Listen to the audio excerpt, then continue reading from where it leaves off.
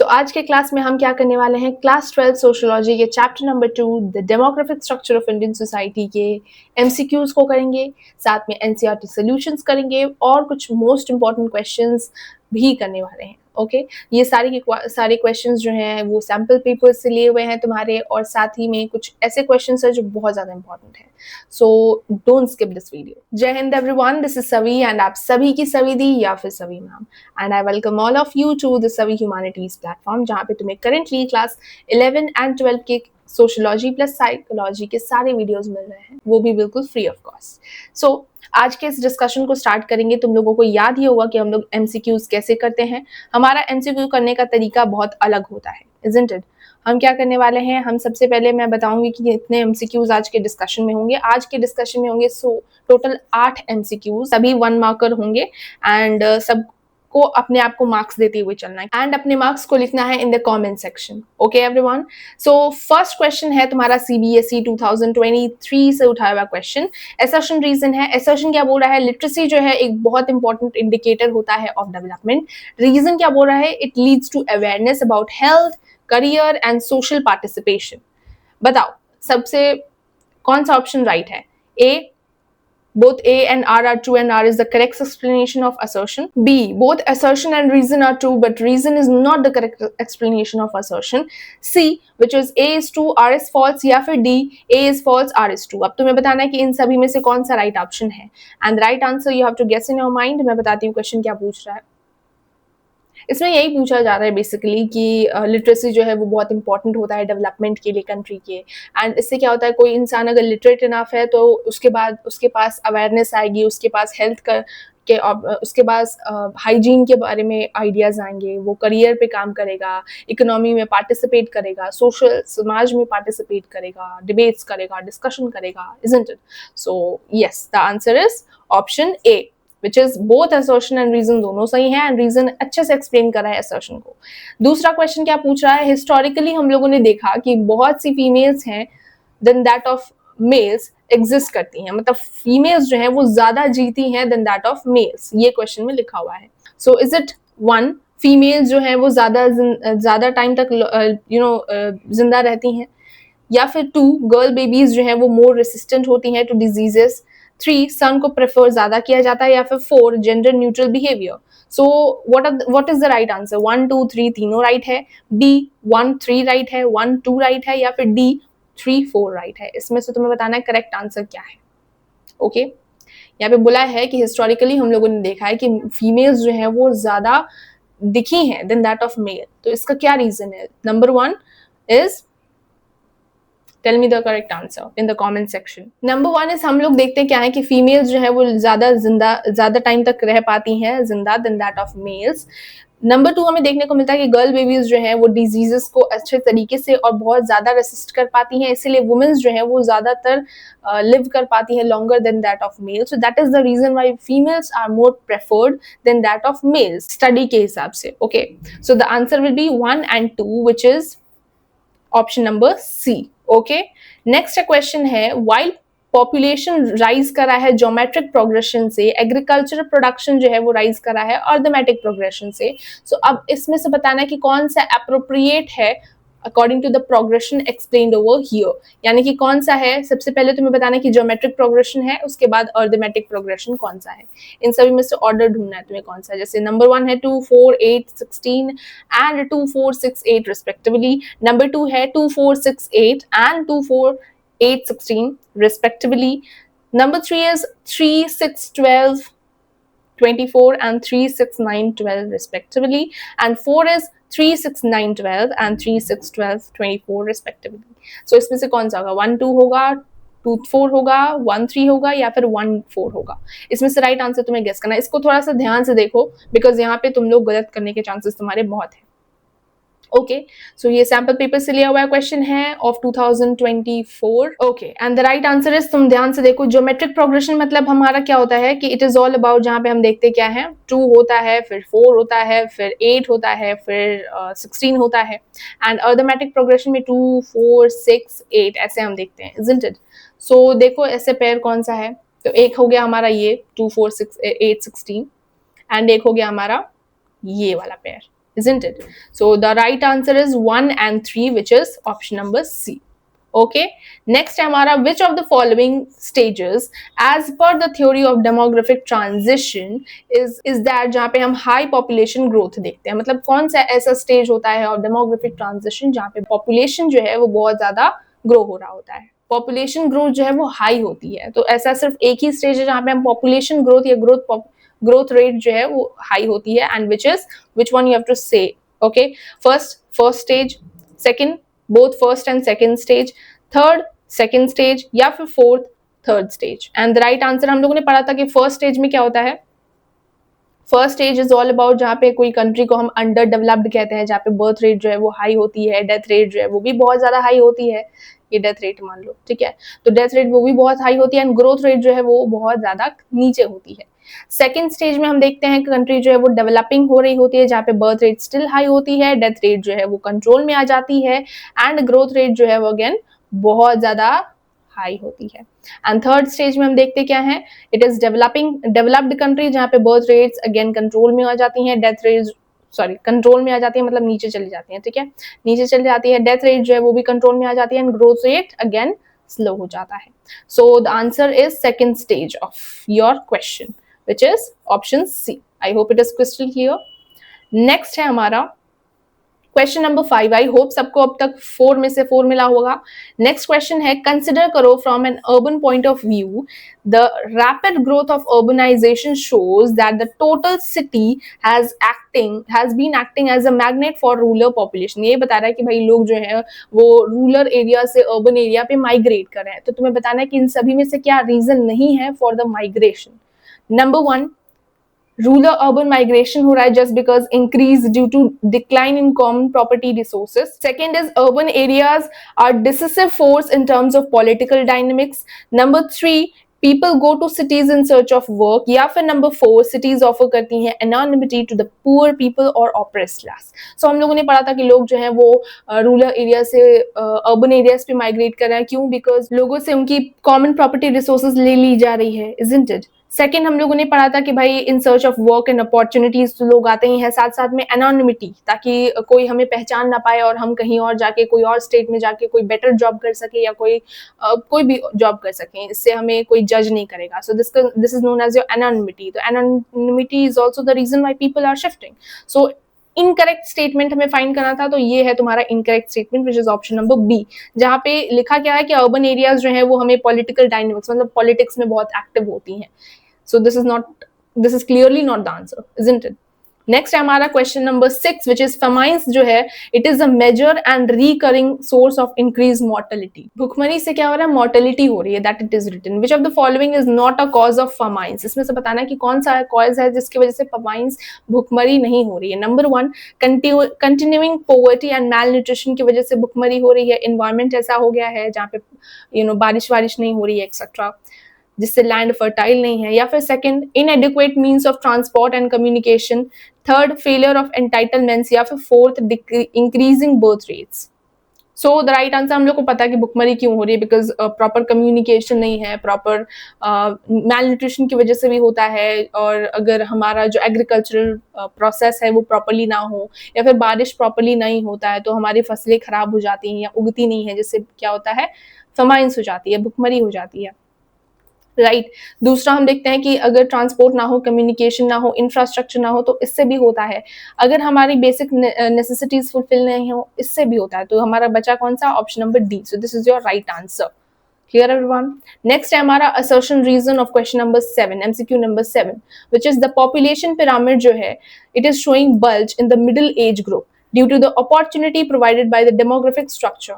यानी कि हम देखते हैं एक एज स्ट्रक्चर होता है जो स्टार्टिंग में थोड़ा सा ऐसे होता है, फिर यहाँ पे थोड़ा बड़ा हो जाता है, एंड देन फिर यहाँ पे आके वापस से छोटा हो जाता है, राइट। सो यहाँ पे हम क्या देख रहे होते हैं? हम देख रहे होते हैं एक साइड पे होते हैं मेल्स, एक साइड पे होती है फीमेल्स। यहाँ पे हम कुछ चाइल्ड के या फिर बर्थ रेट्स को देख रहे होते हैं, यहाँ पे हम ओल्ड एज पीपल को देख रहे होते हैं, यहाँ पे हम मेनली वर्किंग पॉपुलेशन को देख रहे होते हैं, इफ यू रिमेम्बर। सो यहाँ पे क्या बता रहा है कि जो मिडिल जो ग्रुप है, यहाँ पे हम देखते हैं क्या है कि अपॉर्चुनिटी कितनी, मतलब डेमोग्राफिक डिविडेंड के बारे में हम देखते हैं कि वर्किंग पॉपुलेशन ज्यादा है, या कितनी है then that of non working population etcetera. Reason क्या है? This is due to high birth rate in middle age groups. So ये बल्ज क्यों हुआ है? ये बल्ज इसलिए हुआ है जस्ट बिकॉज बर्थ रेट जो है वो हाई है इसलिए।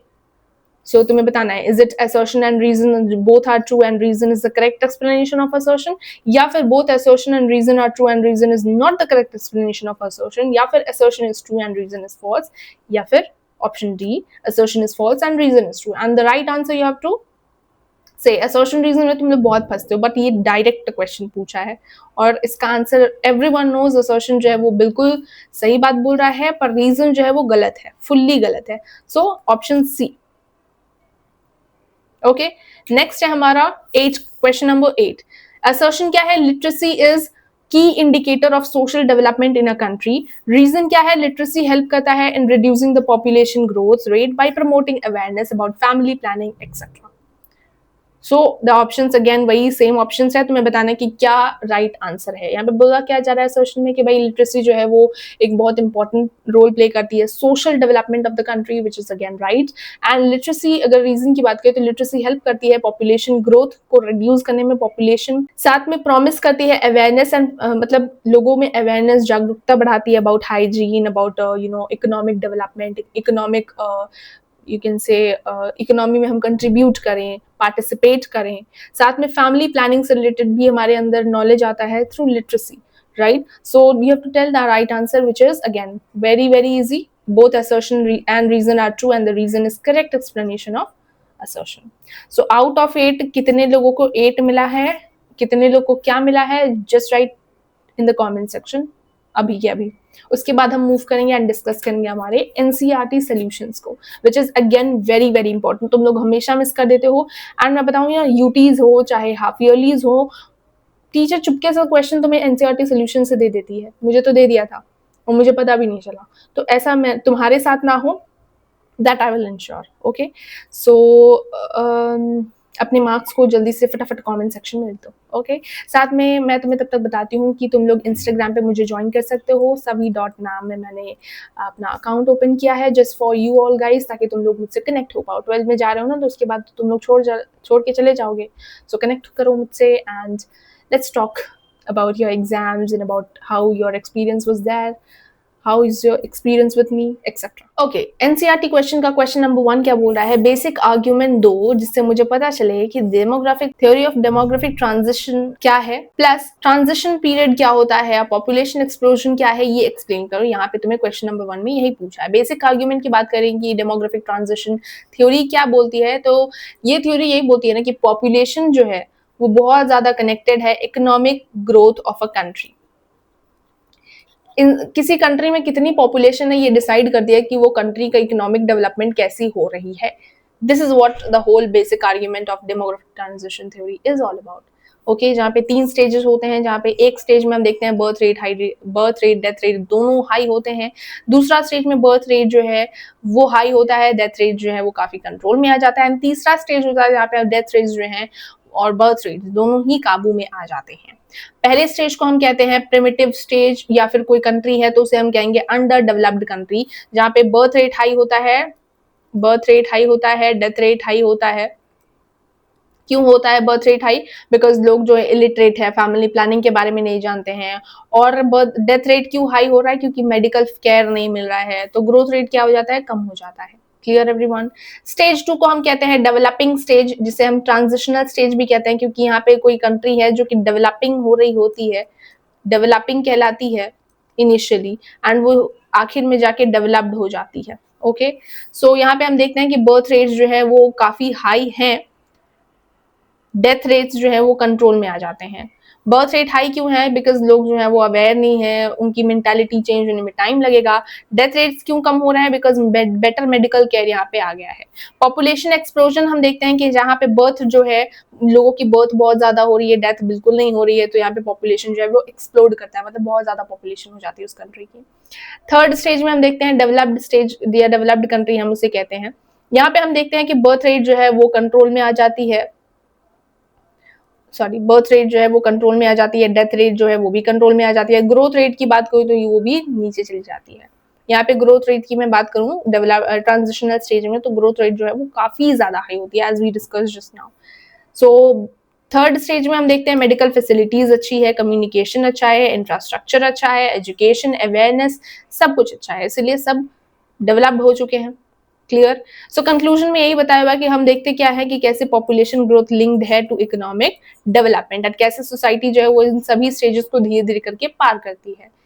Crystal clear everyone. दूसरा क्वेश्चन क्या पूछ रहा है कि भाई मैल्थिसियन थ्योरी में मैल्थिस ने कहा था कि कैटास्ट्रॉफिक इवेंट्स जैसे कि फमाइंस होते हैं, भुखमरी, एपिडेमिक्स, वॉर, नेचर का एक वे होता है, एपिडेमिक्स, वॉर्स, फेमाइंस, ये सारी चीजें होती हैं जिससे क्या होता है, बहुत सारे डेथ हो जाता है जिसे हम कंट्रोल नहीं कर सकते। सो ऐसा वो क्यों बिलीव करते हैं कि कैटास्ट्रॉफिक इवेंट से हम जो डेथ होती है उसे हम कंट्रोल नहीं कर पाते। सो मैल्थस थ्योरी के हिसाब से हम लोगों ने देखा था, उन्होंने बताया था, अगर 4 मार्कर है so you can right 4 points like this. Okay, first point में तुम क्या लिखोगे कि मैल्थस थ्योरी उन्होंने क्या बताया था। मैल्थस थ्योरी के अंदर उन्होंने बताया था कि पॉपुलेशन ग्रोथ जो है वो बहुत फास्ट हो रही है then that of the food resources we और द फूड और the resources we need, it is very slow. So इसका मतलब क्या है, इसका मतलब क्या है कि humanity is condemned to live in poverty, isn't it, he told us. Then उन्होंने बताया कि पॉपुलेशन को कंट्रोल करना इज वेरी इंपॉर्टेंट, पॉपुलेशन को कंट्रोल करना इज वेरी इंपॉर्टेंट, एंड ये 2 तरीके से होता है पॉपुलेशन कंट्रोल। पहले तरीके से होता है नेचर का चेक। नेचर जब क्या करता है, फमाइंस, वॉर्स, अर्थक्वेक, डिजीजेस के थ्रू नेचर का वे होता है जिससे वो पॉपुलेशन को कंट्रोल करता है, एंड इसे रिड्यूस कर पाना, इसे कंट्रोल कर पाना बहुत मुश्किल है। Okay, that is the reason why he believe that ये जो कैटास्ट्रॉफिक इवेंट्स है, इससे जो डेथ हो रही है, इसे हम कंट्रोल नहीं कर सकते। तो एट द एंड यही बोला जा रहा है क्या, कि ये नेचर का वे होता है पॉपुलेशन को कंट्रोल करने का, बैलेंस करने का, एंड रिसोर्सेज जो है वो अवेलेबल कराने का for the people. So that is the reason why he believed such thing. Clear everyone? Okay, बहुत इजी था। थर्ड क्वेश्चन क्या पूछ रहा है, what is meant by birth rate. Birth rate क्या होता है, डेथ रेट क्या होता है, एक्सप्लेन करो। साथ में बताओ कि बर्थ रेट जो है, अगर इसे हम देखते हैं कि भाई डेथ रेट जो है वो फिर भी कंट्रोल हो जा रही है बहुत हद तक, राइट, लेकिन बर्थ रेट क्यों नहीं कंट्रोल हो रही है। डेथ रेट और बर्थ रेट को डिफाइन कर दो। बर्थ रेट मतलब नंबर ऑफ लाइव बर्थ्स पर 1000 people in a year, and death rate is all about number of deaths पर 1000 people in a year. Okay, जब हम बात करते हैं डेथ रेट की, तो डेथ रेट जो है वो डिक्लाइन हो जाती है अच्छे से, मतलब डेथ रेट को हम कंट्रोल कर सकते हैं। कैसे? अगर हम मेडिकल केयर या मेडिकल फैसिलिटीज लोगों को अवेलेबल कराए, सैनिटेशन, न्यूट्रिशन प्रोवाइड करे, वैक्सीनेशन प्रोवाइड करे। ये काम किसका होता है? गवर्नमेंट का होता है कि भाई ये मेडिकल केयर का ध्यान दे, कम्युनिकेशन इंफ्रास्ट्रक्चर का ध्यान दे। तो इन सभी चीजों का ध्यान देने से क्या होता है, डेथ रेट जो है वो कंट्रोल में आ जाता, डेथ रेट जो है वो कंट्रोल में आ जाता है। वाइल अगर हम बात करें कि बर्थ रेट जो है वो बहुत ज्यादा शार्पली फॉल हो रहा है, हम देख रहे हैं कि बर्थ रेट कंट्रोल नहीं हो पा रहा है। वो क्यों हो रहा है, नहीं हो पा रहा है? क्योंकि डीप रूटेड है in our social and cultural factors, मतलब मेल चाइल्ड को लोग प्रेफर करते हैं, वन ऑफ द रीजन। दूसरा है कि लोग एजुकेटेड नहीं है, early marriage is also one of the reason, lack of awareness about birth control measures. ये सारे रीजन है जिसकी वजह से लोग जो है वो बर्थ, हम देख रहे हैं कि पॉपुलेशन कंट्रोल में नहीं आ रही, बर्थ रेट बढ़ता जा रहा है। Patriarchal society is one of the thing. Okay, so हम देख रहे हैं कि बहुत सारी डेवलपिंग सोसाइटीज हैं, वो बहुत, मतलब they are less willing to reduce family size due to traditional believe. उनका कोई ट्रेडिशनल बिलीफ है, मेंटालिटी है, एटीट्यूड है, बिलीफ सिस्टम है, कल्चर है, सोसाइटल नॉर्म्स है, जिसकी वजह से ये सारी चीजें, बर्थ रेट जो है वो कंट्रोल में नहीं आ रही है। तो इसे टाइम लगेगा, बहुत टाइम लगने वाला है, लाइक इवन से डिकेड्स लगने वाले हैं बर्थ रेट को कंट्रोल करने में, एंड इसमें प्रॉपर हमें अवेयरनेस कैंपेन्स चलाने होंगे। लेकिन डेथ रेट जो है वो आसानी से हेल्थ सर्विसेज इंप्रूव करने से कंट्रोल हो जाता है। सो ये कंपेयर करना था, and I hope it is clear. बातें कर रहे हैं, ऐसा लग नहीं रहा कि कुछ क्वेश्चन आंसर्स कर रहे हैं हम। मैंने जनरली 4 मार्कर आंसर्स तुम्हारे लिए प्रिपेयर किए हैं। तुम्हारे लिए 2 मार्कर्स आएगा तुम्हारे एग्जाम में, 4 मार्कर एंड 6 मार्कर आने वाला है। सो दिस इज द 4 मार्कर। देख रहे हो कि ऐसे पॉइंट वाइज सब कुछ अरेंज करके लिखा हुआ है, तो ऐसे ही तुम्हें आंसर राइटिंग करना है अपने एग्जाम में। ओके, फोर्थ क्वेश्चन पूछ रहा है कि कौन सा स्टेट है इंडिया में जहां पे हम देखते हैं कि रिप्लेसमेंट लेवल आ चुका है, यानी कि जो जितने नंबर ऑफ बर्थ है उतने ही नंबर ऑफ डेथ देखने को मिल रहा है। एंड कौन सा ऐसा स्टेट है जहाँ पे बहुत ज्यादा high rate of population growth है?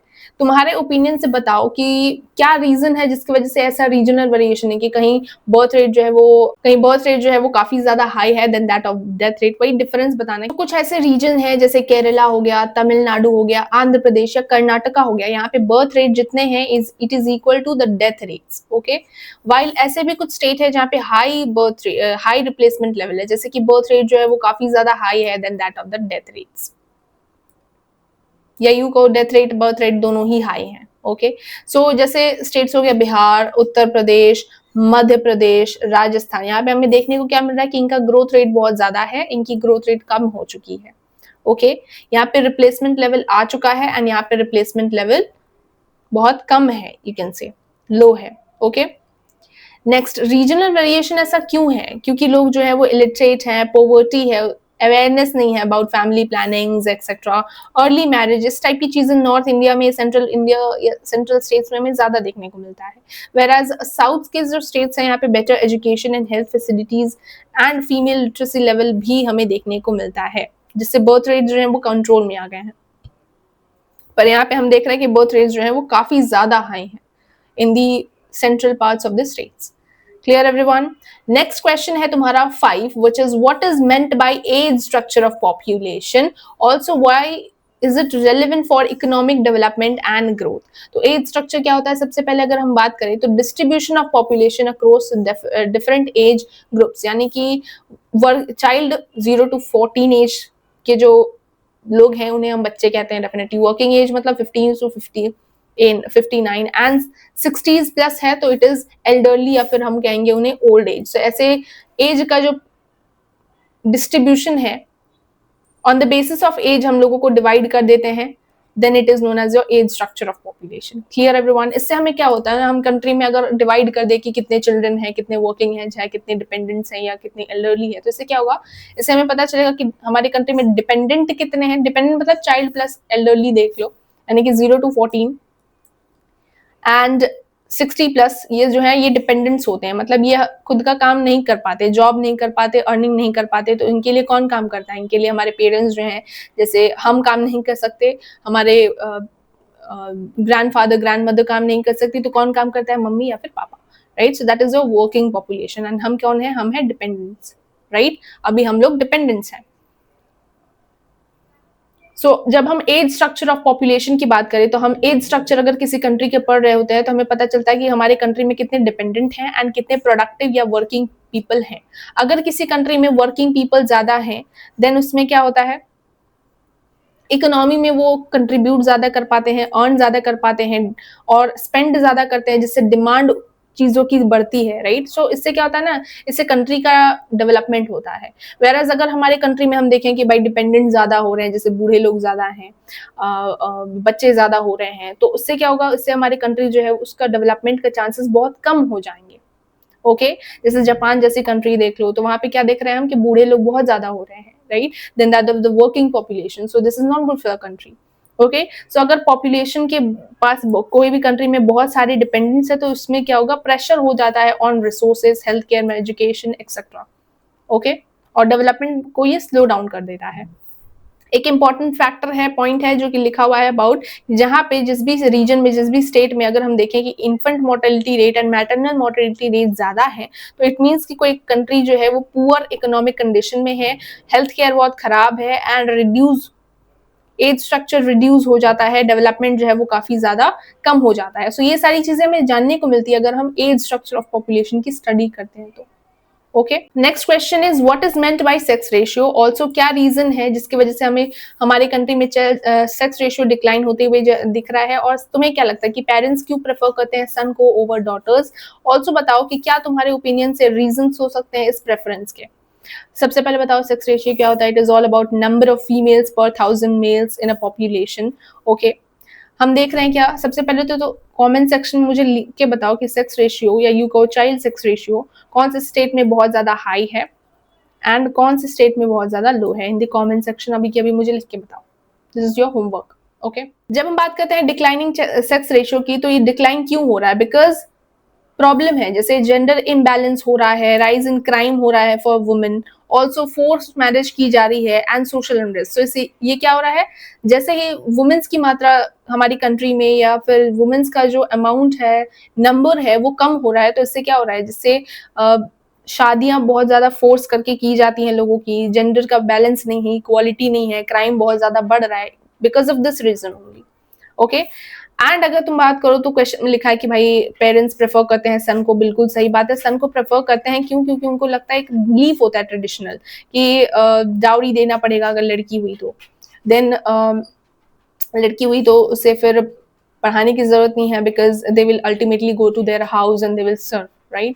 सो बिलीफ इसीलिए होता है कि भाई सन होगा तो फिर हमारा नाम आगे बढ़ाएगा, खानदान का नाम आगे बढ़ाएगा, एंड हमारे लिए एक इकोनॉमिक इन्वेस्टमेंट के तौर पे हमें सन को देखा जाता है then that of a daughter. So this is the answer which you can right.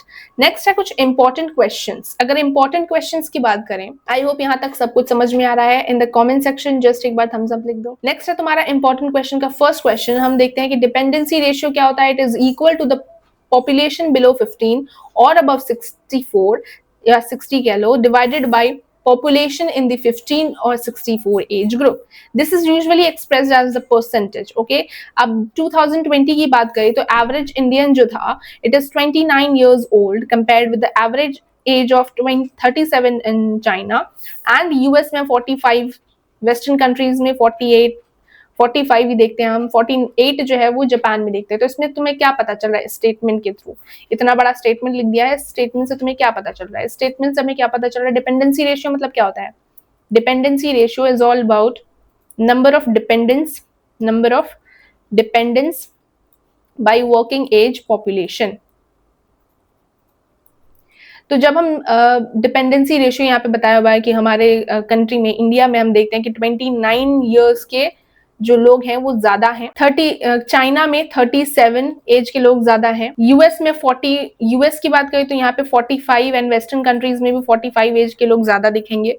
Japan में 48 ईयर्स के लोग ज्यादा दिखेंगे। तो अब सबसे यंग या सबसे ज्यादा वर्किंग पॉपुलेशन हमें कहाँ देखने को मिल रही है? इंडिया में देखने को मिल रही है। तो यहाँ से हमें यही पता चलता है कि हमारी जो इंडिया है, इंडिया में सबसे ज्यादा यंगर पॉपुलेशन है, यानी कि इंडिया में पोटेंशियल है फॉर द डेमोग्राफिक डिविडेंड। अगर हम, हमारी जो यूथ है, हमारी जो वर्किंग पॉपुलेशन है, it is more than that of our dependent. So इसका मतलब क्या है? This is your demographic dividend. इसका मतलब क्या है कि अगर हम अपने यूथ को पढ़ाई, एजुकेशन प्रॉपर दें, जॉब्स प्रॉपरली दें, स्किल करें, तो हम क्या कर सकते हैं? इंश्योर कर सकते हैं development of our country, growth of our population etcetera.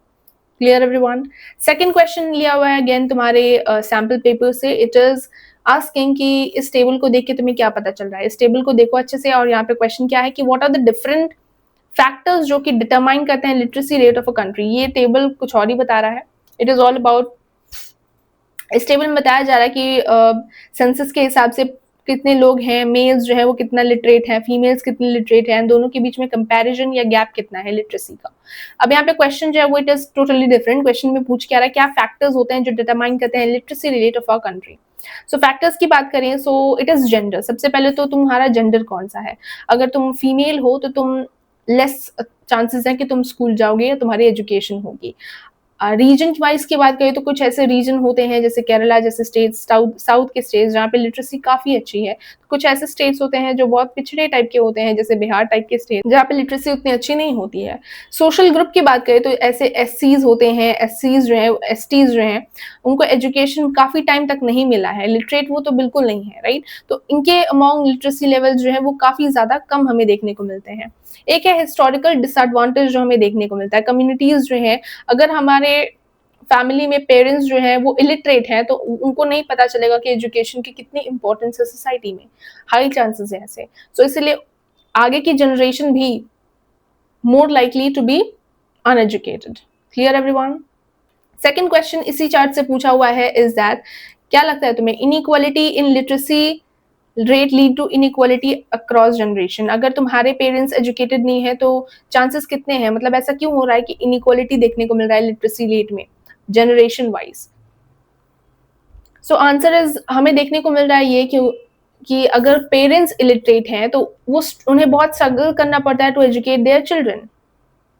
First of all तो पेरेंट्स अगर एजुकेटेड नहीं है तो उन्हें पता नहीं होगा कि एजुकेशन की इंपॉर्टेंस क्या है, वो रिसोर्सेज नहीं जुटा पाएंगे, फिर वो गाइड एंड सपोर्ट नहीं कर पाएंगे अपने बच्चों को, सबसे पहला।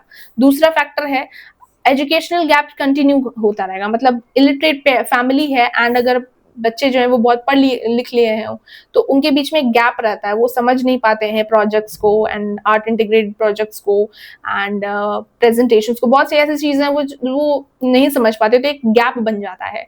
लिमिटेड एक्सेस टू अपॉर्चुनिटीज, बच्चों को एक्सेस भी बहुत कम मिलता है अपॉर्चुनिटीज का for studying, that is also one of the thing. And wider social and regional gap, हमें देखने को मिलता है कि कुछ सोशल गैप है, जैसे अगर फैमिली बहुत पुअर है तो दे विल प्रेफर कि भाई सन पढ़ ले एंड बेटी जो है शी विल नॉट स्टडी, अगर चूज करना पड़े। सो एक जेंडर रोल प्ले करता है सोसाइटी में। एक ग्रुप्स भी है सोशल, जब हम देख रहे हैं कि नॉर्मल पेरेंट्स अगर एजुकेटेड ना हो तो वो अपने बच्चों को नहीं पढ़ने भेजते हैं, तो एससीज एंड एसटीज में भी इसी टाइप की प्रॉब्लम हमें देखने को मिलेगी। एससी एसटीज तो काफी टाइम से बिल्कुल एजुकेशन को नहीं जानते हैं, सोसाइटी में मेन स्ट्रीम में इंडल्ज बहुत ज्यादा नहीं हुए हैं, काफी टाइम से वो नेग्लेक्ट हो रखे थे समाज से। So they must be having some uncertainty about, कि उनको बहुत अनसर्टेनिटी होगी about education, they don't know about it, तो इसलिए कहीं ना कहीं reservation is there to help them out, isn't it. Next question है कि डेमोग्राफिक डिविडेंड क्या होता है एंड कैसे इंडिया को बेनिफिट मिल रहा है डेमोग्राफिक डिविडेंड से। जब हम बात करते हैं डेमोग्राफिक डिविडेंड क्या होता है, तो इट इज अबाउट, मैंने बताया था, वर्किंग एज पॉपुलेशन जो है, if it is more than that of a dependent then it is known as your demographic dividend। जब हम बात करते हैं कि इंडिया को कैसे बेनिफिट हो सकता है, तो अगर इंडिया में हम एजुकेशन वगैरह प्रॉपर्ली दें इन यूथ पे, एजुकेशन इनकी एम्प्लॉयमेंट पे काम करें, तो हमें अच्छा अपॉर्चुनिटी मिलेगा for the productivity and economic development. India की यूथ जो है एज स्ट्रक्चर क्रिएट करेगी, डेमोग्राफिक डिविडेंड, वही सारी चीजें लिखी हुई जो मैंने बताया, इन्वेस्टमेंट करें हम इन यूथ पे, इनके एजुकेशन पे, इनकी एम्प्लॉयमेंट पे, ये सारी चीजें इन्हें प्रोवाइड करें, बेसिक चीजें इन्हें प्रोवाइड करें, तो ये क्या कर सकते हैं, डेवलपमेंट में इकोनॉमिक पार्टिसिपेशन कर सकते हैं एंड कंट्री की ग्रोथ में बहुत ज्यादा इंपॉर्टेंट रोल प्ले कर सकते हैं। This is what it is written. Next question is difference बताओ between the formal demography and social demography. Formal demography मतलब जो वो जहाँ पे हम numbers and stats and quantities पे देखते हैं, जैसे फॉर एग्जाम्पल किसी एरिया में बर्थ रेट कितना है, डेथ रेट कितना है, माइग्रेशन रेट कितना है, नंबर हम देखते हैं। यहाँ पे हम मैथमेटिक्स यूज करते हैं, स्टैटिस्टिकल मेथड्स यूज करते हैं, जैसे मैंने अभी बताया। सोशल डेमोग्राफी की बात करें which is number 2 not number 3। So social demography में हम क्या देखते हैं, इसमें हम देखते हैं कॉजेज एंड इफेक्ट्स, जैसे कोई एरिया में बर्थ रेट बहुत हाई है, ये हमें पता चला फ्रॉम फॉर्मल डेमोग्राफी। अब सोशल डेमोग्राफी में हम क्या करते हैं, सोशल डेमोग्राफी में हम पता करते हैं कि कोई एरिया है तो वहां पे बर्थ रेट जो है वो बढ़ रहा है, तो इसका रीजन क्या है, ये हम देख रहे होते हैं in the social demography. Clear everyone? what is the economic reason, what is the social reason, political reason, and kuch plans and policies according to these reasons we bring. Okay, next question is identify karo reasons for different replacement level in Indian state. Indian state में replacement level अलग अलग है region wise. Replacement level is again हमारी जो youth है या हमारे जो यूथ है, if it is undertaking our old age then it is known as replacement level, यानी कि हमारी करंट जनरेशन ओल्डर जनरेशन को रिप्लेस कर रही है, that is your replacement level. तो हम क्या देख रहे हैं कि economic development is one of the thing. States जहाँ पे लो इकोनॉमिक ग्रोथ हो रही है, जैसे बिहार, यहाँ पे हम देखते हैं हाई फर्टिलिटी, मतलब बर्थ रेट जो है वो काफी ज्यादा हाई है। वाइल मोर डेवलप्ड स्टेट्स जैसे कि केरला, तमिलनाडु, यहाँ पे लो फर्टिलिटी रेट है, मतलब बर्थ रेट जो है वो कंट्रोल में आ चुके हैं, तो एक ये फैक्टर है। लिटरेसी एंड एजुकेशन की बात करें तो जहाँ पे अगर किसी स्टेट में या किसी रीजन में या किसी भी वुमेन्स या लोग जो है वो अगर एजुकेटेड है, लिटरेट इनफ है, तो उन्हें पता होता है फैमिली प्लानिंग के बारे में, सो इससे क्या होता है, बर्थ रेट अगेन कंट्रोल में हो जाता है। Okay, health and medical facilities अगर अवेलेबल कराएं तो भी हमारे रिप्लेसमेंट लेवल पे हम काम कर सकते हैं। सोशल एंड इकोनॉमिक फैक्टर्स हैं, जैसे मैरिज को अर्ली ना करके थोड़ा पोस्टपोन किया जाए, पेट्रियार्कल सोसाइटी पे काम किया जाए, एंड सन की प्रेफरेंसेस अगर कम हो, तो इससे क्या होगा, लोगों की मेंटालिटी चेंज होगी कहीं ना कहीं, एंड तुम्हारा जो बर्थ रेट है again it will be under control. So birth rate जो है वो मेनली बढ़ता हुआ दिखाई दे रहा है, जिससे कि रिप्लेसमेंट लेवल कुछ रीजन्स में बहुत ज़्यादा हाई हो गए हैं, right? So that is the thing which is over here written कि भाई ऐसे क्यों हो रहा है कि कहीं जो है हम देख रहे हैं कि भाई बर्थ रेट बहुत ज़्यादा हाई है, रिप्लेसमेंट लेवल जो है बहुत लो हो गया है एंड कहीं हाई हो गया। तो ये डिस्पैरिटी है, तो वही यहाँ पे एक्सप्लेन किया हुआ है। ये एक इकोनॉमिक डेवलपमेंट हो, अगर लिटरेसी एंड एजुकेशन हो, हेल्थ एंड मेडिकल फैसिलिटीज़ हो, अ, तो लोग जो हैं वो अवेयर होते हैं एंड बर्थ रेट्स जो हैं वो कंट्रोल में आते हैं। कुछ सोसाइटल एंड कल्चरल फैक्टर्स होते हैं, अगर वो भी सुधर जाएँ तो हमारे समाज में ये डिस्पैरिटी इंडियन सोसाइटी में हमें देखने को नहीं मिलेंगे। यही चीज़ें हैं यहाँ पे। So with this we have completed the whole discussion. हम लोगों ने एमसीक्यू डिस्कस किए, 8 एमसीक्यूज़ थे, कितने मार्क्स आए कमेंट सेक्शन में लिखना है। ऑल्सो एनसीईआरटी सॉल्यूशंस हम लोगों ने डिटेल में डिस्कस किया। तुम लोग देख रहे हो यहाँ पे आंसर का स्ट्रक्चर कैसे है। सभी आंसर्स अच्छे से पॉइंट वाइज लिखा हुआ है, एक्सप्लेन किया हुआ है, एवरीथिंग, इजंट इट? तो ऐसे ही आंसर राइटिंग तुम्हें करना है इन योर एग्जाम्स, ओके? सभी आंसर्स एक प्रॉपर स्ट्रक्चर्ड सिस्टमैटिक वे में लिखे हुए हैं। Just go through this notes, अच्छे से रीड करो। ये तुम्हें टेलीग्राम पे मिल जाएगा नोट्स। ऑल्सो कोई डाउट है तो तुम लोग कमेंट सेक्शन में पूछ सकते हो, and also you can ask me in my Instagram account which is here. Till then take care, मिलते हैं नेक्स्ट वीडियोस में। कोई डाउट हो तो कमेंट सेक्शन में डेफिनेटली पूछ लेना, ओके? बाय।